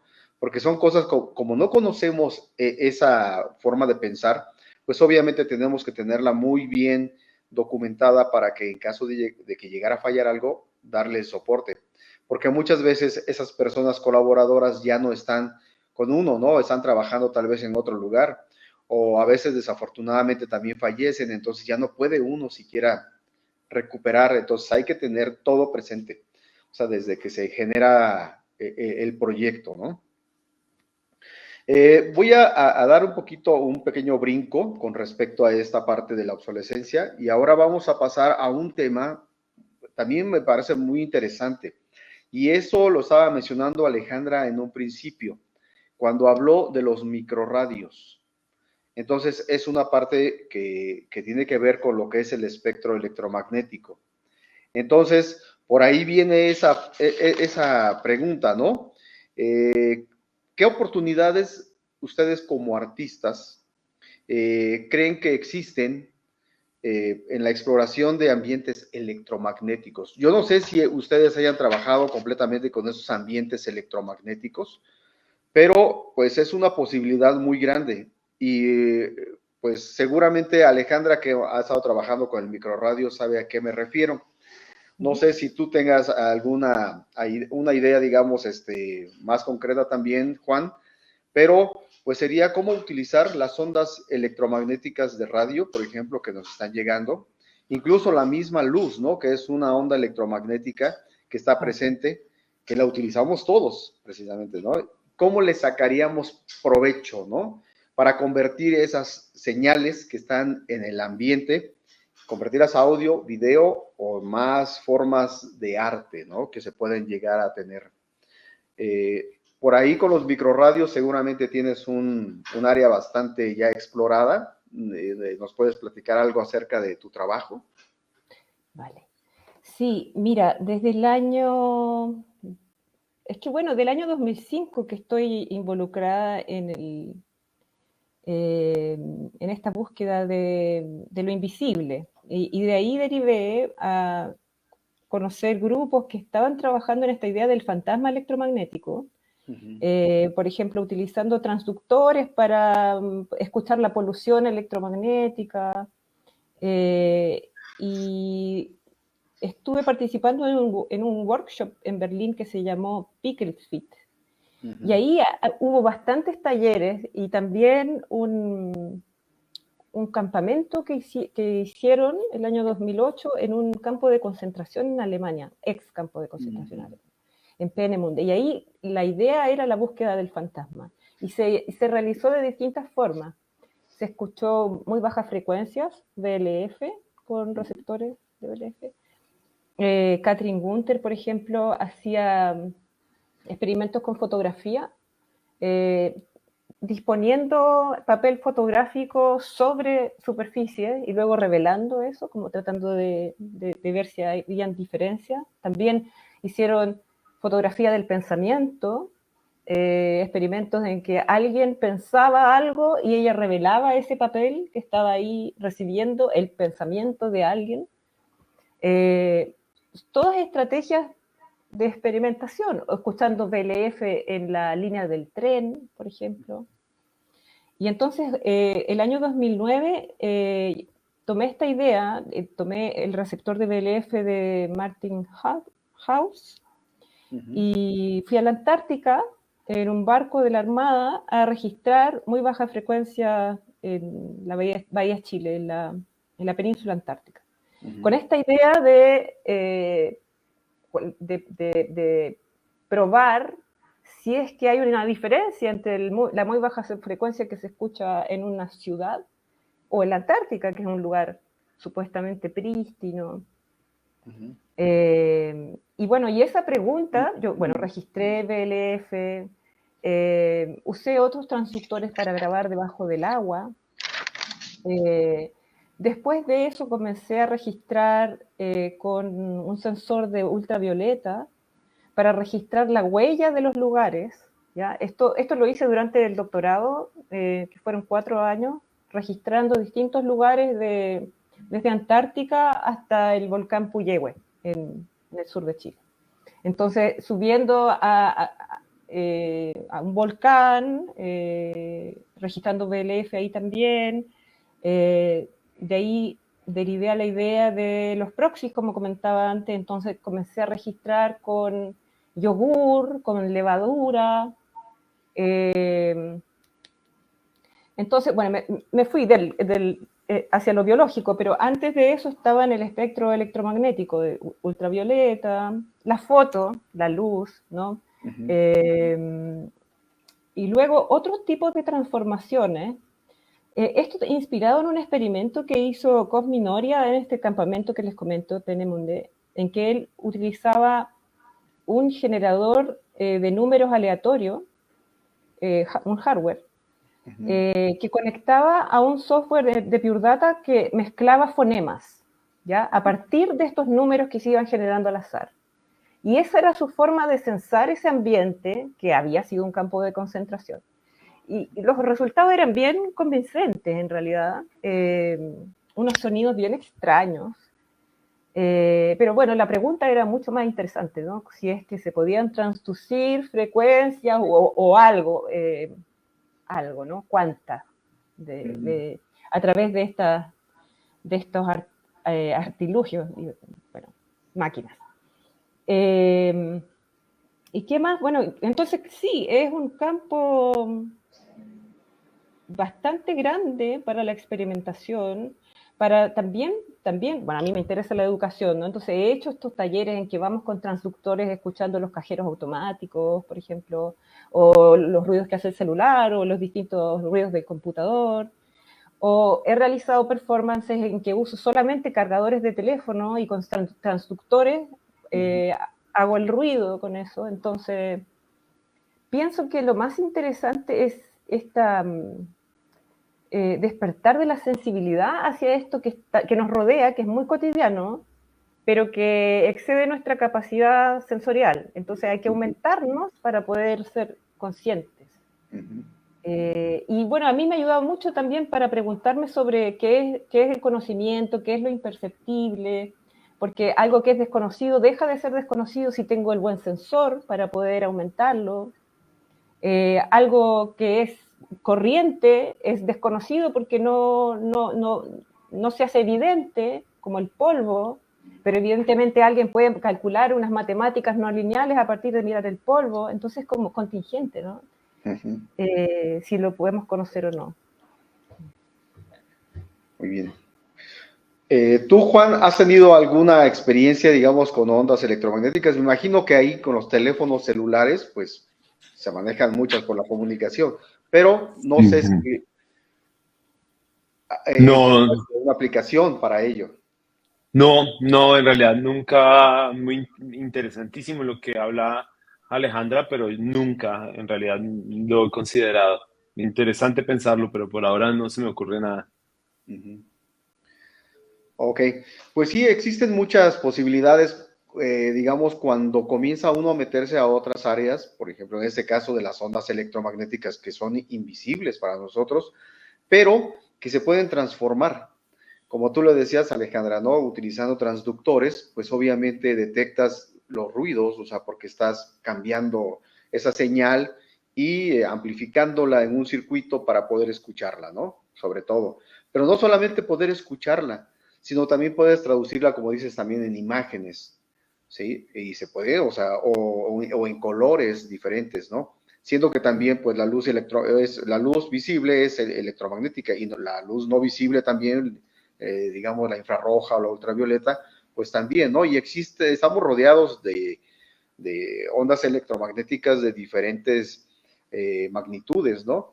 Entonces, es una parte muy interesante porque, y lo preguntaba de esa manera, ¿no? Porque pues te da una posibilidad de crecer tus proyectos de una manera exponencial, ¿sí? Obviamente se tiene que trabajar con mucha gente que sea, digamos, o que tenga el conocimiento o que sea experta en en estos temas, ¿no? Por ejemplo, los físicos o ingenieros, por ejemplo, también, ¿no? Que trabajan en comunicaciones y que pueden estar, digamos, aportando esos conocimientos, colaborando con uno para que uno vaya sacando provecho con diferentes instrumentos, precisamente, y poder tener, pues, una gama muy grande de recursos de los cuales valerse para poder desarrollar en sí el proyecto u obra que uno esté también queriendo plasmar, ¿no? Y llevarlo directamente a lo que es la sociedad, porque muchas de las obras que se generan, obviamente, son o tienen un carácter social.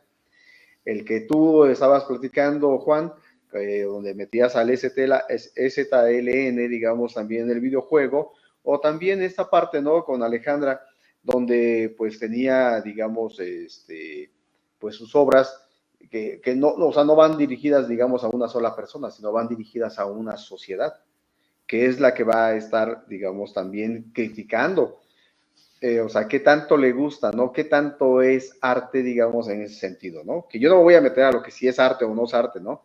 Simplemente nada más a ese sentido social que hace que las personas sientan movidos sus sentimientos y, digamos, se sientan atraídas también por esas piezas que ustedes están generando, ¿no? Que es su obra, precisamente. Y que donde se involucran a veces, pues tal vez no tantas personas, pero pues sí, están ahí para que la sociedad, pues las esté observando, incluso las pueda criticar o pueda tomar partes de ese conocimiento que ustedes tuvieron que haber tenido con anterioridad para poder desarrollar algo que también ellos puedan, digamos, estar pensando, ¿no? Para como una vertiente de ese proyecto. Yo no sé si han encontrado ustedes incluso personas que lo siguen y que han hecho proyectos pues similares a los de ustedes, ¿no? Y que han pensado acerca de ello.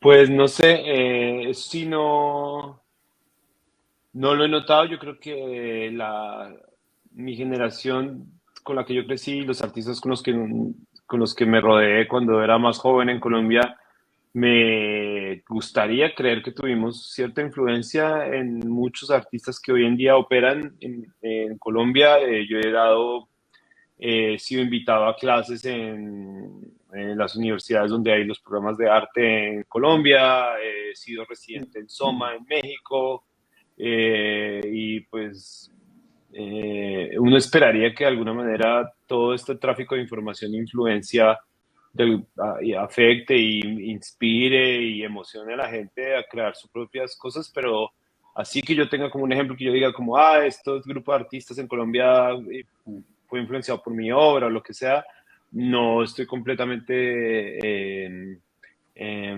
seguro y no sé qué tan arrogante sería también de mí decir, o sea, yo he visto cosas porque sí, hay gente que también trabaja, artistas nuevos que trabajan con videojuegos o cosas que yo he trabajado antes, pero creo que sería un poco arrogante de mí decir que fue influenciado por mí. Pues ahí, de nuevo, volvemos a la pregunta inicial de nuestra conversación, y es que yo creo que de verdad, si hay algo que habla de nuestro mundo conectado de hoy en día, es la influencia, ¿no? Toda esta idea de los influencers y de que todo lo que uno pone afuera y todas sus creaciones de alguna manera terminan siendo parte de una conversación muy, muy grande en Internet, que a veces uno no tiene ni idea si está pasando o no, o si la puede dirigir o la puede manejar. Entonces uno creería que todo lo que hacemos de alguna manera impregna el aire creativo del mundo, pero no, pero específicamente no sé si hay una influencia directa, pero esperaría que sí. Ok. Bueno, yo he sido influenciada por muchos artistas y me gusta reconocer el linaje, usando la frase me gustó.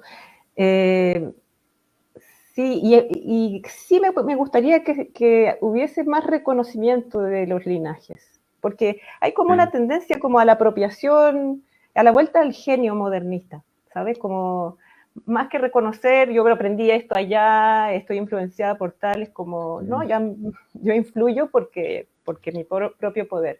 Y a mí me parece eso muy falso, y creo que es una mala práctica. Estoy más conforme con el reconocimiento. También porque, o sea, por ejemplo, como dice Juana, yo no he tenido esa experiencia de crecer en un colectivo de artistas, pero a lo largo de mi trayectoria he estado buscando eso y lo he vivido por momentos, pero no he crecido con un grupo cohesionado, sino que mis influencias están repartidas. Pero pienso que eso es súper importante, me parece. Y como una de las fortalezas de las comunidades artísticas, y pienso que en relación con la ciencia nos falta un poco, porque, por ejemplo, en el sistema de publicación de los papers, por ejemplo, hay un sistema de revisión de pares, y eso es parte de la institución de la ciencia, pero en el arte no hay tal cosa. O sea, bueno, sí hay cierto como gobernabilidad, pero de las galerías, de los expertos de arte, de los curadores, pero así como la comunidad de los artistas que hagan revisión de pares, no creo que exista como tal. Y es algo súper interesante, creo, sentirse parte de una generación, por ejemplo. Ok, pues para ir cerrando, porque el tiempo ya también se nos va terminando, tengo una última pregunta que realizarles. Y esta sería que, ¿cómo se puede repensar la relación entre el arte electrónico y las economías postindustriales?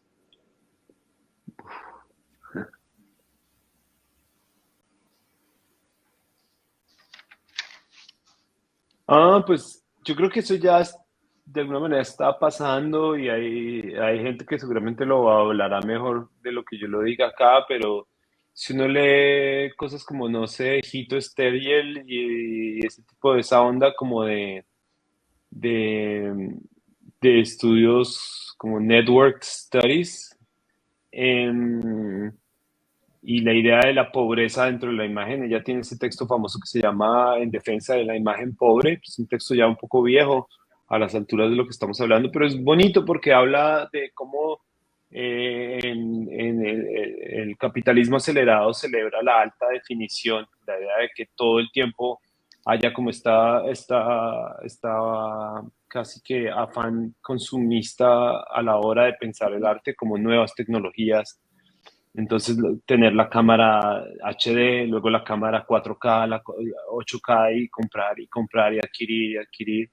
Y ella habla de una manera muy bonita acerca de las imágenes pixeladas, de las imágenes borrosas, de los memes, de las imágenes que se comparten y que aparecen en torrents, y las películas que se filman escondidas en los teatros y luego los venden en los DVDs piratas en las tiendas, en los tianguis.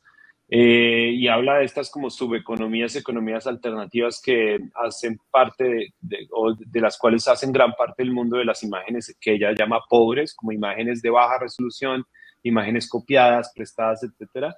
Y de cómo en países como los nuestros, esas son unas economías increíblemente sofisticadas, ¿no? Como la gente que piratea DVDs en Bogotá,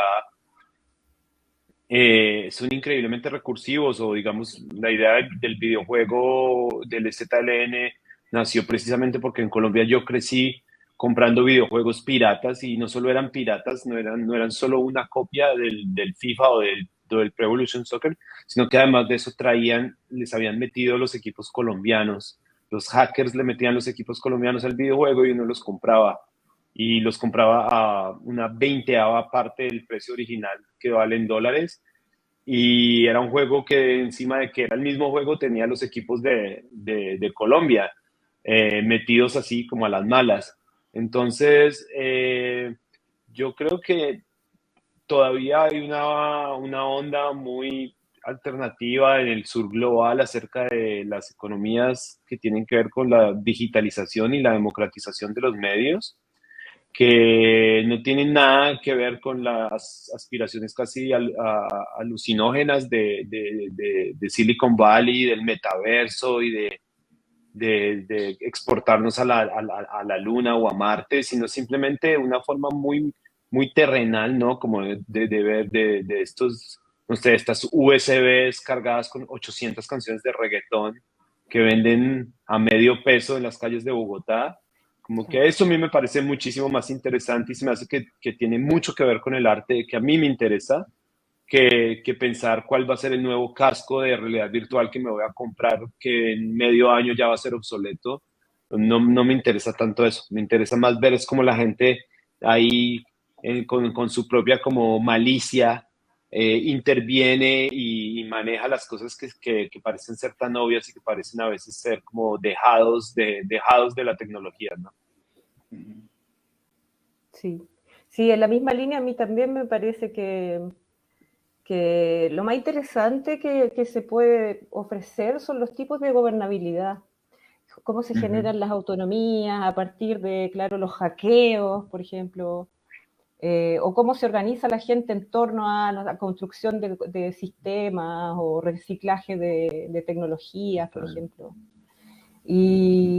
Pero eso, como tema, como el de la gobernabilidad, también está en, no sé, en el metaverso, o sea, que los cruza. Ya, no sé, teóricas como Primavera de Filippi, estoy siguiendo a este grupo Dada Collective, que dibujan en grupo y luego hacen NFT de sus dibujos y así mantienen a una comunidad. También me parece interesante. O cosas más pequeñas que la gente, ya que se ve el arte. Yo pienso que es bien interesante aprender a comprar juntas y a hacer trueques, inventar nuevas monedas. Esas cosas que quizás, claro, no lleguen al mundo del alto arte, aunque a veces sí llegan a las bienales y todo eso. Eso me parece súper interesante. Y todavía está por verse qué más va a pasar. Sí, en realidad muchos de los artistas intervienen, pues la tecnología, pues ya fue liberada. Entonces, la intervienen para sacar provecho de ella misma, o sea, transforman su funcionamiento real en algo que ellos están queriendo, digamos, que haga ese instrumento, ¿no? O ese aparato.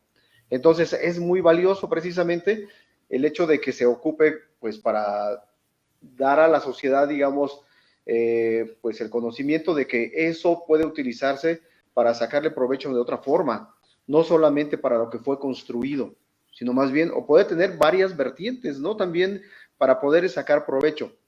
El hecho de que tengamos las memorias estas USB, pues obviamente también se puede intervenir, es un circuito y se le puede cambiar también ese sentido, ¿no? Hay mucha tecnología que tenemos a nuestro alcance que desafortunadamente pues se vuelve obsoleta pues en poco tiempo. De hecho, hay compañías que dicen, ¿sabes qué? A los 6 meses yo estoy cambiando ya la versión. Y entonces van cambiando cada 6 meses las versiones. Y lo podemos ver no solamente en aparatos electrónicos. Por ejemplo, en software, muchas veces vemos las apps en los teléfonos que están cambiando pues a la semana prácticamente, ¿no? Entonces dice, bueno, uno, ¿por qué me voy a llenar de tanta información? Si está funcionando bien esta app, ¿por qué tengo que estar cambiando? Ahí la verdad no encuentro bien el sentido. Seguramente pues son puntos que están reconfigurando porque estaban fallando y por eso necesitan tener una cierta actualización cada uno de los sistemas. Eso, si es así, lo veo válido, pero si no es así, entonces, ¿por qué razón están actualizando tanto, ¿no? Los sistemas operativos, las apps constantemente. Y bueno, existen muchas cosas que con el arte se pueden también señalar para que pues la misma sociedad pues esté de alguna manera pues pidiendo que haya un cierto orden, ¿no? A las mismas empresas. Entonces, existen formas de poder estar, pues no sé, manifestándose para evitar, digamos, no solamente que en los aparatos exista eso, sino más bien que en la misma naturaleza, pues nos esté destruyendo, ¿no? Que es otro tema también que se podría tratar por ahí, pero pues hay muchas cosas en el arte que se pueden abarcar y que son muy válidas, ¿no? Para poder estar expresando pues los sentimientos, no solamente del artista, sino de toda una sociedad. Bueno, nos quedan unos minutos. No sé si Alejandra y Juan quisieran hacer algún comentario final para despedirnos. Sí, a propósito de la microradio, yo he seguido bastante concienzudamente las publicaciones de Tetsuo Kogawa, y él inició esta cosa de la microradio para solucionar un problema de sus estudiantes, que se habían vuelto muy otaku y no hablaban. Entonces, ideó estas transmisiones para que se atrevieran a hablar, rescatando o relevando el sentido original de la transmisión, ¿ya? Y de este sentido que le podemos dar a las ondas electromagnéticas, ¿no? Que es hacer contacto con los otros, con las demás. Entonces, por ejemplo, bueno utilizar estos emisores de radio de corto alcance, porque si bien no vas a alcanzar un radio muy grande, quizás máximo 100 metros o incluso 10 metros, pero tal vez eso provoque, porque de hecho a ellos les pasó en Japón, algo que ocurrió en los años 80, eso sí, que con estos ondas tenues, que como llamaba, si bien la transmisión, claro, no era de muy largo alcance, pero la gente se acercaba al punto de emisión. Entonces finalmente venían a la transmisión y se juntaban a transmitir.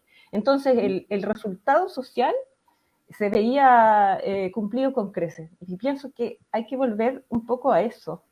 La primera tecnología es la palabra, el lenguaje, una tecnología neolítica.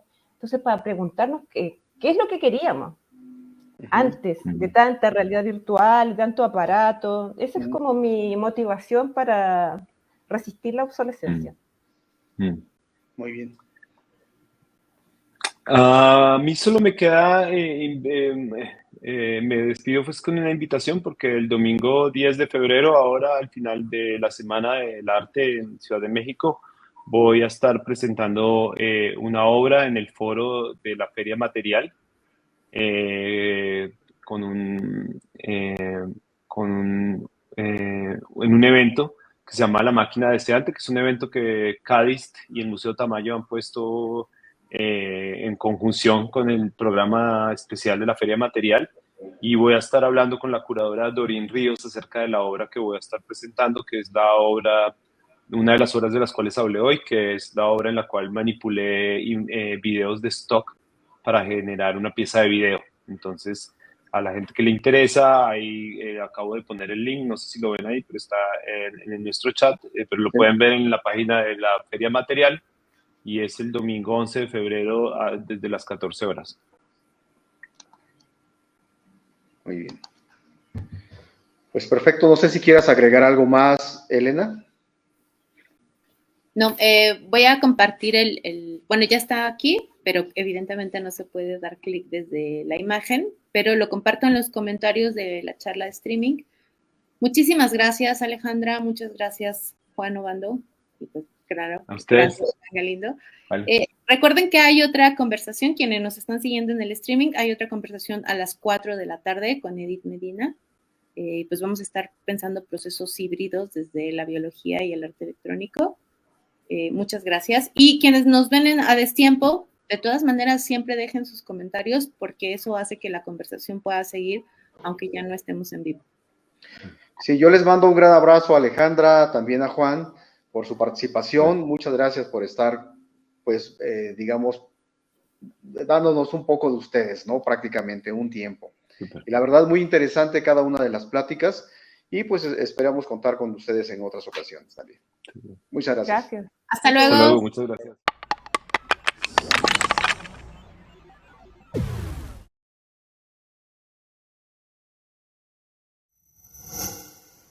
Gobierno de México.